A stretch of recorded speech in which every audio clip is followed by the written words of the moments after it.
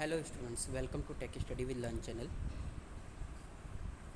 आज हम करने वाले हैं क्लास 10th आईटी के मोस्ट इम्पोर्टेंट क्वेश्चन टर्म 2 के, जो कि हमेशा आते रहे हैं आपके एग्ज़ाम में।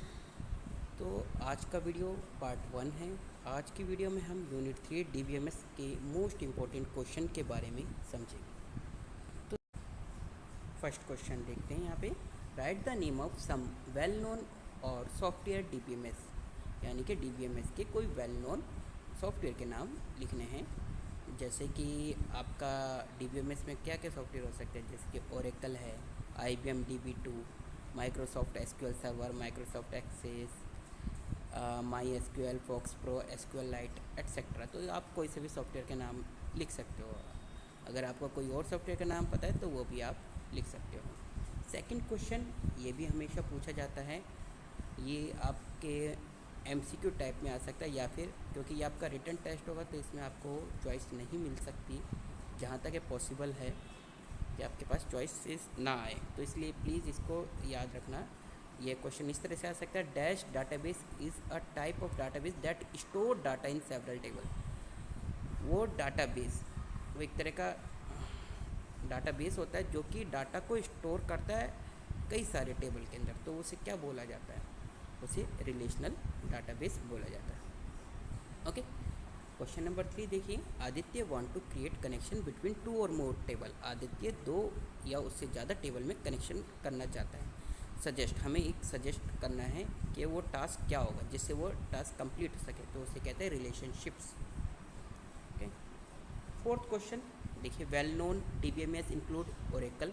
हम कोई सा भी सॉफ्टवेयर का नाम लिख सकते हैं। वैसे तो आपको यही लिखना होगा कि well known DBMS include, well मतलब कि डीबीएमएस में क्या इंक्लूड है, तो हम ओरेकल ही लिखते हैं। ठीक है। क्वेश्चन नंबर 5, डीबीएमएस कॉन्सेप्ट कब आया था? 1960 में। बहुत इंपॉर्टेंट है। Six question. Dash data type takes the value in the form of 0 to 1 in database. 0 to 1 form में अगर आपको वैल्यू को पुट करना है, यानी कि ट्रू और फॉल्स होता है वैसे ये, तो उसके अकॉर्डिंग आपको डाटा फीड करना फॉर्म में। तो वो क्या होता है, वो कौन सा डाटा टाइप होता है? वो होता है बूलियन। क्या होगा? बूलियन। तो इसको ध्यान में रखना। क्वेश्चन नंबर 7 देखिए। What is item in database table. ये भी इंपॉर्टेंट क्वेश्चन है, मोस्ट इंपॉर्टेंट क्वेश्चन है। एन आइटम, आइटम क्या है? Is what the database storing information about, यानी कि डाटाबेस क्या इंफॉर्मेशन स्टोर कर रहा है।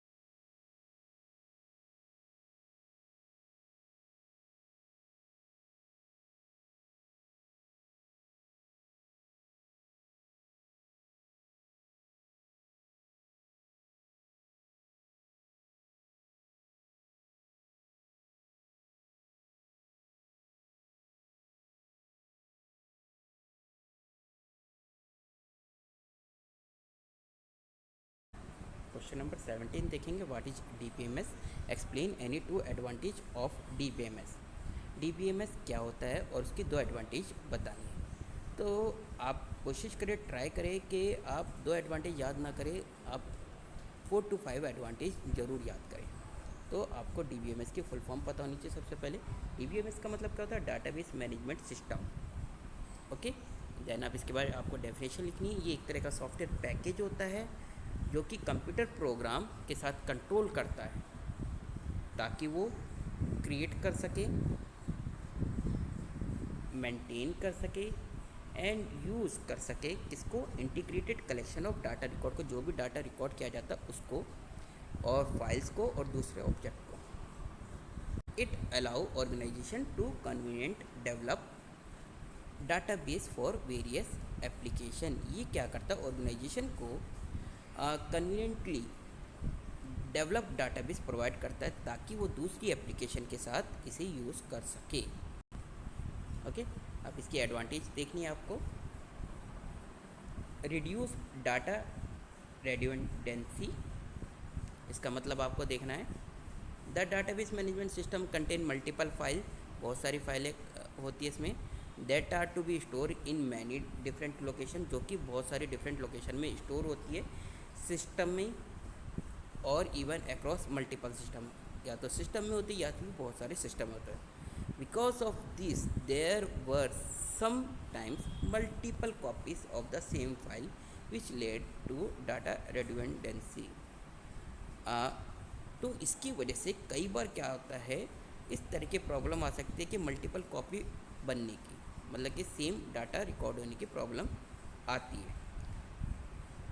This is prevent in database as there is a single database.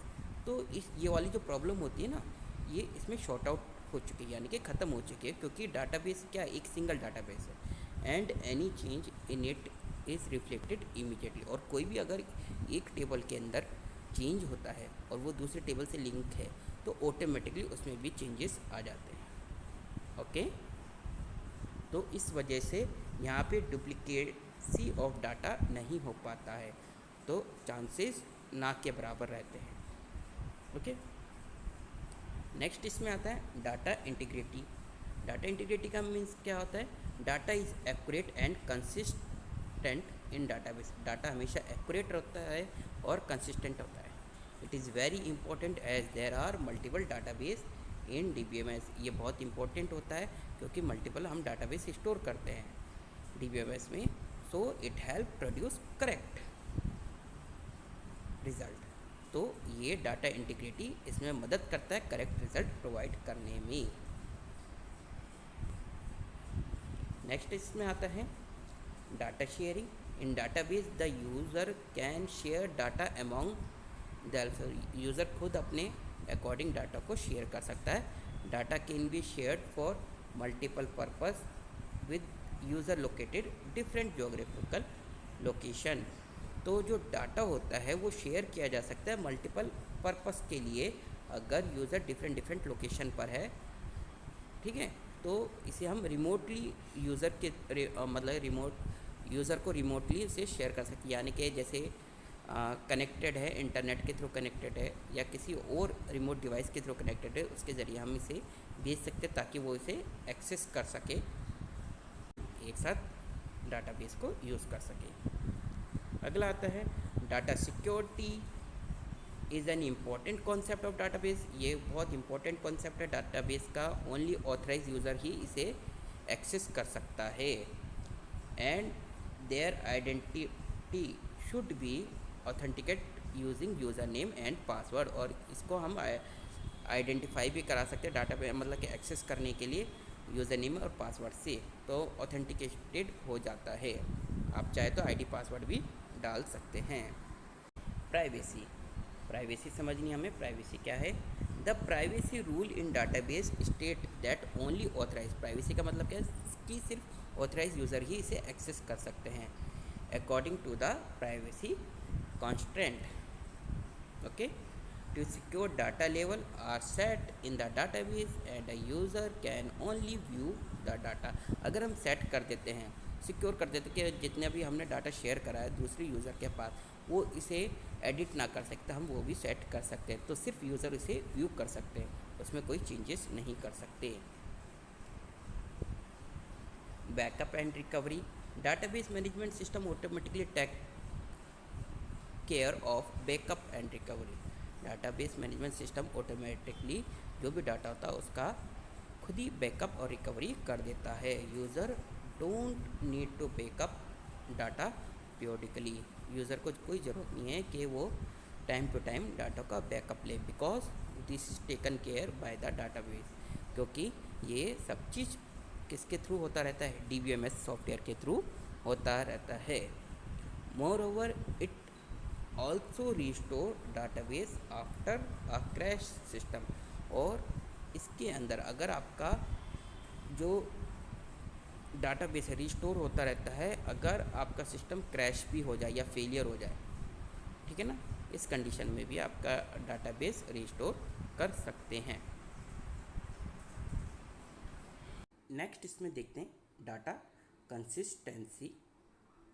Data consistency is ensure in a database because there is no data redundancy. इसका मतलब क्या होता है कि जो डाटा कंसिस्टेंसी ये इंश्योर करता है कि यहाँ पे कोई डाटा रिपीट नहीं हो रखा, मतलब कि मल्टीपल टाइम एंट्री नहीं हो रखी।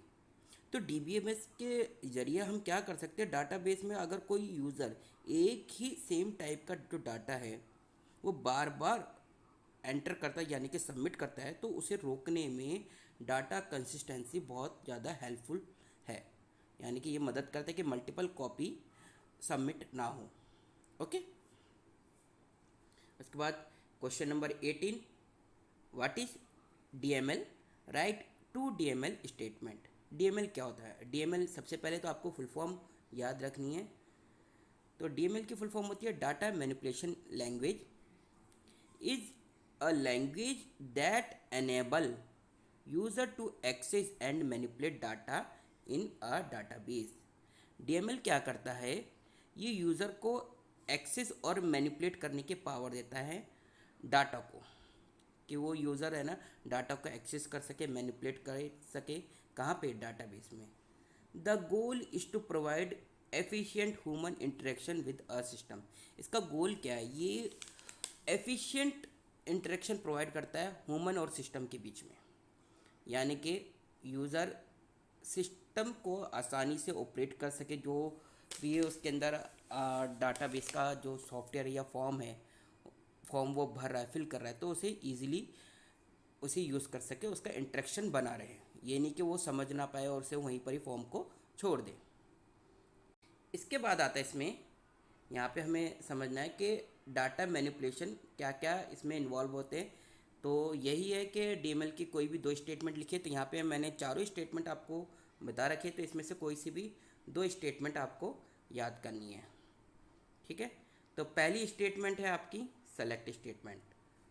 तो इसका मतलब क्या होता है, डाटाबेस में सेलेक्ट स्टेटमेंट का काम क्या होता है, ये क्या करता है, इन्फॉर्मेशन को रिट्राइव करने का काम करता है।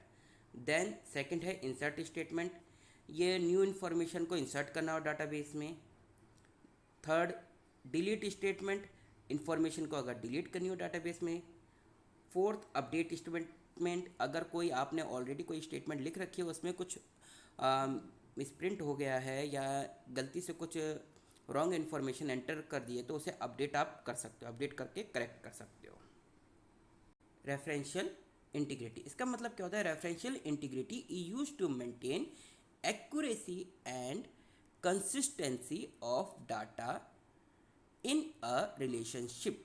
जब दो टेबल के बीच में या फिर एक प्राइमरी की और फॉरेन की में रिलेशनशिप बन रहा है, तो उसके डाटा की एक्यूरेसी और कंसिस्टेंसी को बनाए रखता है रेफरेंशियल इंटीग्रिटी।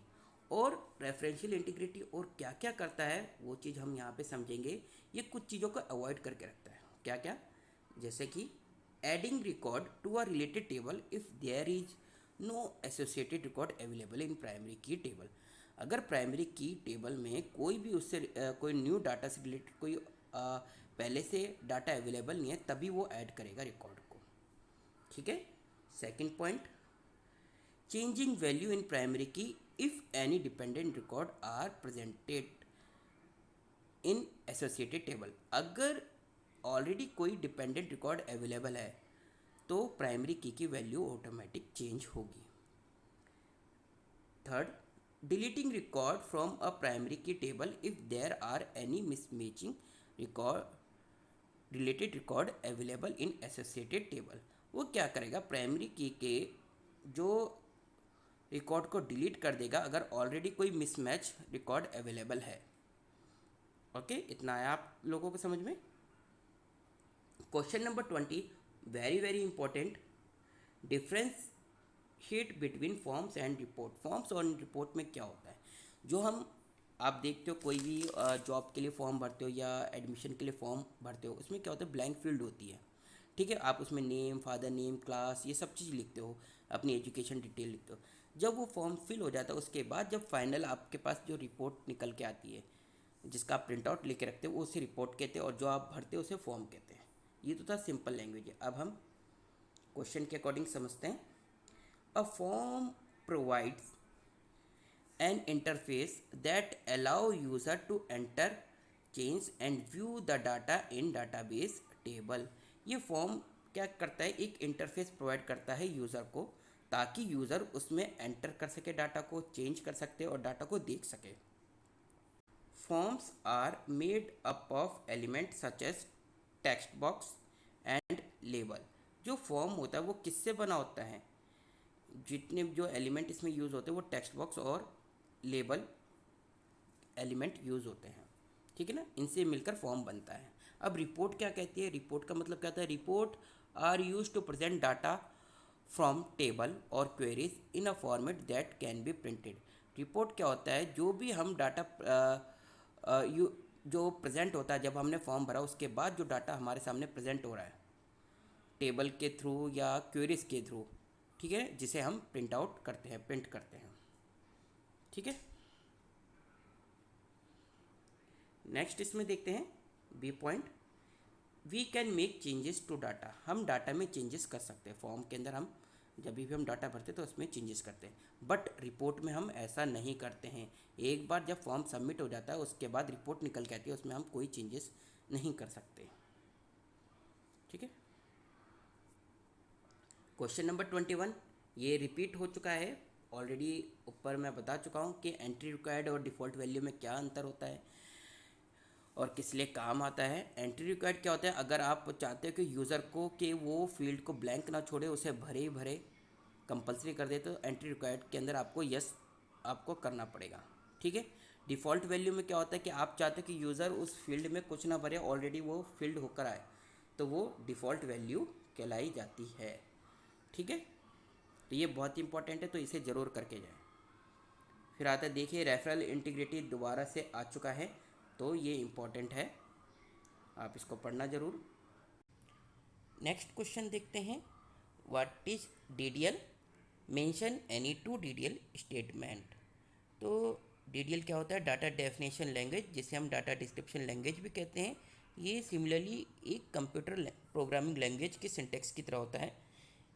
ये क्या करता है, डाटा स्ट्रक्चर को डिफाइन करता है, और स्पेशली ये डाटाबेस स्कीम में काम आता है। इसके ज़रिए हम क्रिएट करते हैं, किसी भी डाटा को क्रिएट कर सकते हैं, ड्रॉप कर सकते हैं, ऑल्टर कर सकते हैं, रीनेम कर सकते हैं और ट्रूनकेट कर सकते हैं। ट्रूनकेट का मतलब होता है कि पूरे टेबल या पर्टिकुलर रो कॉलम को डिलीट करना। ओके, उसके बाद आता है कि डाटाबेस सर्वर होता क्या है। एक्सप्लेन प्राइमरी की एंड फॉरेन की। Very very important question.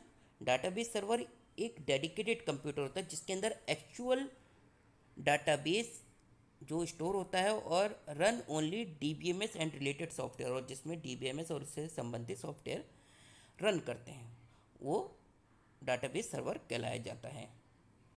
Typically database available on the database server are access through command line और ग्राफिक यूज़र इंटरफेस। जो डाटाबेस को अगर हमें एक्सेस करना है डाटाबेस सर्वर से, तो वो किसी कमांड लाइन से हम एक्सेस कर सकते हैं या फिर ग्राफिक यूज़र इंटरफेस टूल के थ्रू हम इसे कर सकते हैं फ्रंट एंड पर। Database server are referred to as backend, और जो डाटाबेस सर्वर होता है वो बैकएंड की तरह वर्क करता है। Such type of data access is refer to as client server model. इस तरह के डाटा एक्सेस को हम कहते हैं क्लाइंट सर्वर मॉडल कहते हैं। अब इसमें प्राइमरी की फॉरेन की, प्राइमरी की और फॉरेन की आपके पास सेपरेटली भी पूछ सकते हैं या फिर डाटाबेस सर्वर के साथ भी पूछा जा सकता है। तो प्राइमरी की क्या होती है, एक यूनिक की होती है या यूनिक वैल्यू कह सकते हैं हम, जो कि आइडेंटिफाई करती है किसी भी रो को टेबल के अंदर। Primary key are also index in database, database के अंदर इंडेक्स कहलाया जाता है primary key. Making it faster for database to search a record, किसी भी रिकॉर्ड को फास्टर वे में सर्च करना है तो हम प्राइमरी की का यूज़ करते हैं। One side of the relation is always the parent, ये एक रिलेशन मतलब कि इसका रिलेशनशिप बता रखा है प्राइमरी की और फॉरेन की के बीच में। अगर एक साइड का रिलेशन है तो वो ऑलवेज पेरेंट होगा। एंड प्रोवाइड पी के एट्रीब्यूट टू बी कॉपीड, और पी के एट्रीब्यूट कॉपीड होता रहेगा। फॉरेन की समझेंगे। फॉरेन की क्या है, फॉरेन की आइडेंटिफाई कॉलम और set of column in one referencing table, किसी भी रेफरेंसिंग टेबल में एक कॉलम या सेट ऑफ कॉलम को वो क्या करता है, आइडेंटिफाई करता है।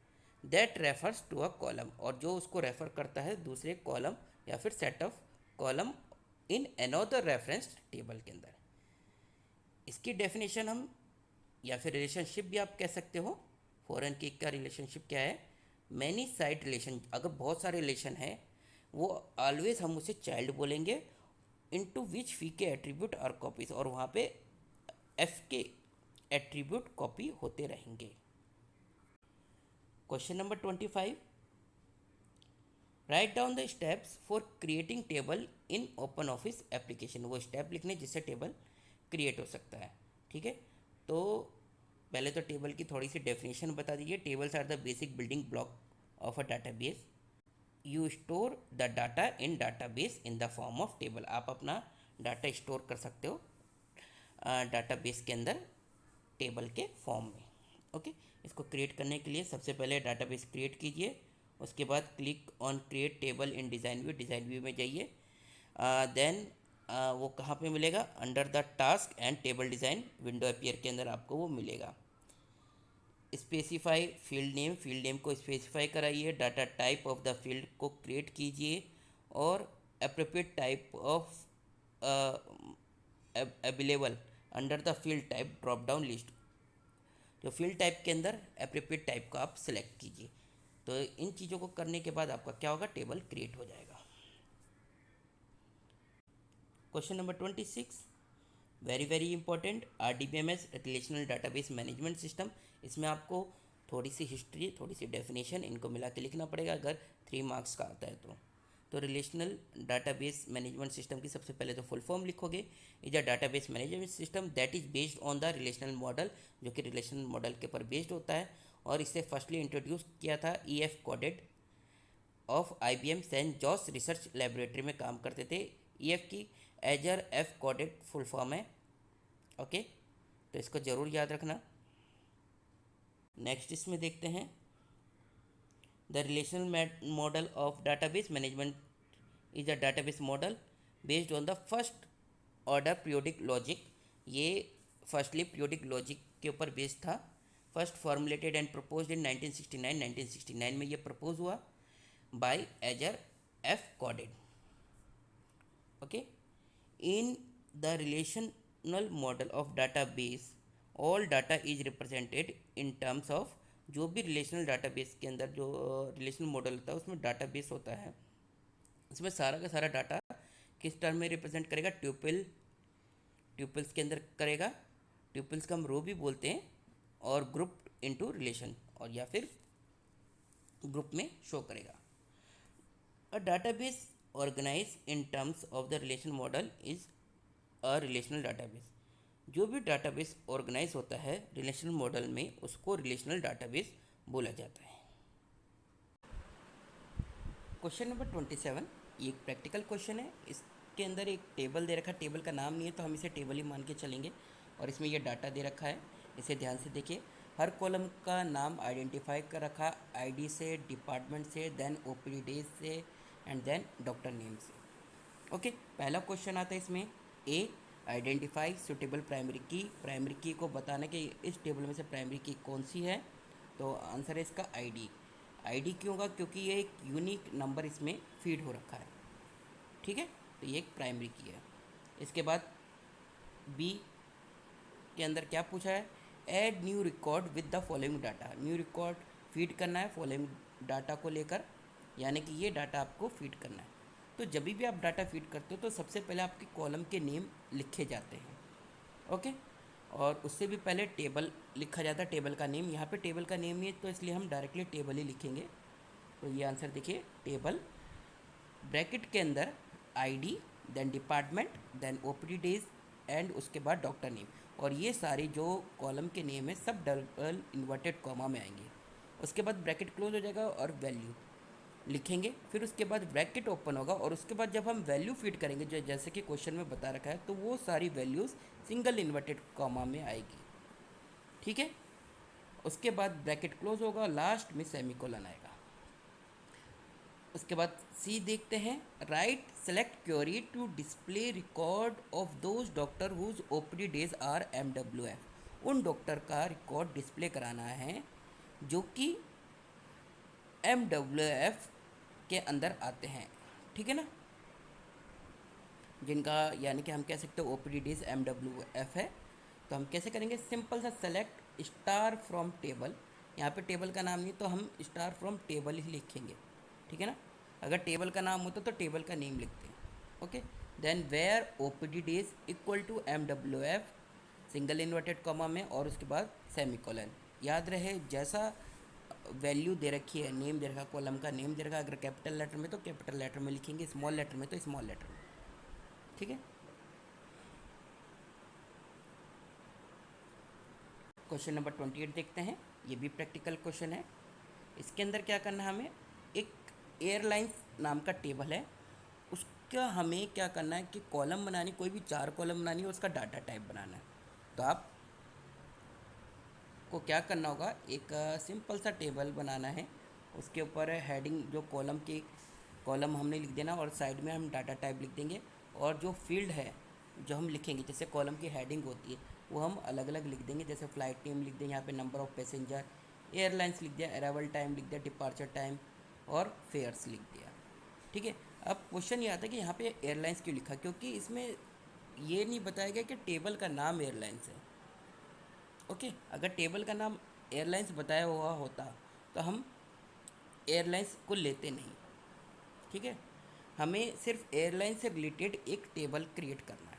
तो एयरलाइंस के अंदर हम क्या क्या हम फील्ड ले सकते हैं वो हमने लिख दिए। उसके बाद जैसे फ़्लाइट नंबर टेक्स्ट में और नंबर में हो सकती है, टेक्स्ट और नंबर में हो सकती है, तो वो उसका डाटा टाइप आ गया। नंबर ऑफ़ पैसेंजर हमेशा नंबर में होते तो इंटीजर आ गया। उसके बाद एयरलाइंस का नाम जो है वो टेक्स्ट में आ गया, ठीक है। देन जो अराइवल टाइम प्लेन जा रहा है तो वो डेट टाइम आ गया, डिपार्चर टाइम आ गया। उसके बाद फेयर्स फ्लॉट के अंदर आ गया, ठीक है। तो इस तरह से हम क्रिएट कर सकते हैं। सपोज़ आपको क्लास का रिकॉर्ड मेंटेन करना है, क्लास का रिकॉर्ड मतलब डाटाबेस क्रिएट करना है, तो आप क्या लिखोगे? एक तरफ कॉलम लिखा, एक तरफ डाटा टाइप लिखा।